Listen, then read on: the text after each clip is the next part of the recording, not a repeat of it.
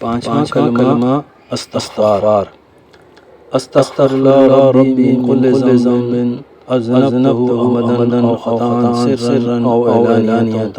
واتوب الیہ من الذنب الذی اعلم ومن الذنب الذی لا اعلم انک انت علام الغیوب وستار العیوب وغفار الذنوب ولا حول ولا قوة الا باللہ العلی العظیم۔ میں اپنے پروردگار اللہ سے معافی مانگتا ہوں ہر اس گناہ کی جو میں نے جان بوجھ کر کیا یا بھول کر، چھپ کر کیا یا ظاہر ہو کر، اور میں اس کی بارگاہ میں توبہ کرتا ہوں اس گناہ کی جسے میں جانتا ہوں اور اس گناہ کی بھی جسے میں نہیں جانتا۔